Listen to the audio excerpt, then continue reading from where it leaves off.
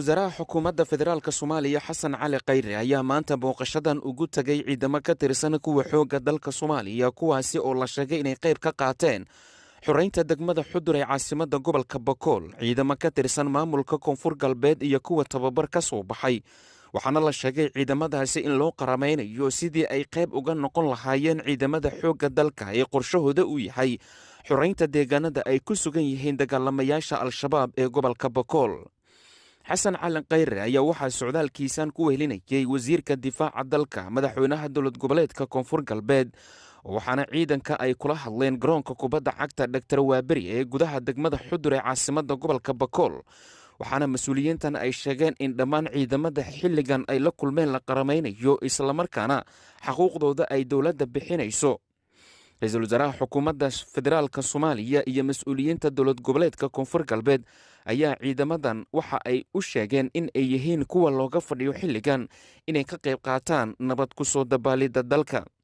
waqtiga dhow waxaan aniga madaxweynuhu idin soo diri doonaa ciidankii iyo shaqaalihii idinkala shaqayn lahaa in laydin diiwaan geliyo, laydin qarameeyo, laydin qalabeeyo si aad shaqadii u bilowdaan qarankiina ku difaaci lahaydeen, cadowgana dhulka uga xoreyn lahaydeen.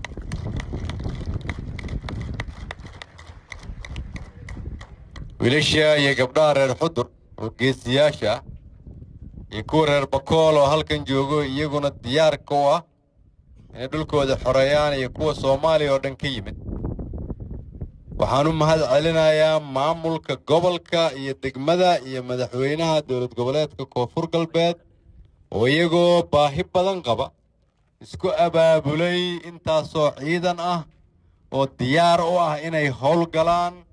waxaan leeyahay reer Bakool iyo reer Baay iyo reer Koonfur Galbeed oo dhan iyo Soomaaliyaba horumar ayaa u muuqda. cadowga khawaarijtaana halaagoodii baa soo dhow. waxaan idin leeyahay inkastoo aan ogahay inaad dib soo marteen, caqabado badan aad aragteen, waxaan idinkugu bishaaraynayaa in dowladdiinna ay soo xoogaysanayso, ee Xudur idinkugu imaanayso, oo madaxda qaranka idinla joogto, oo laydinkala shaqayn doono waxaad u baahan tihiin si aad u gudataan waajibkiinna. dowladda Soomaaliya ayaa wada xilligan dadaallo xoogan oo ay ugu jirto sidii ay dib u habeen ugu samayn lahayd ciidamada qaranka. waxaana muddadii ay dowladdani jirtay ay ku guulaysatay tirinta ciidamada qalabka sida, bixinta xaquuqdooda iyo daryeelkooda, waxaana ay horay u qaramaysay ciidamo ka tirsan xoogga dalka oo lagu biiriyey kuwa qalabka sida.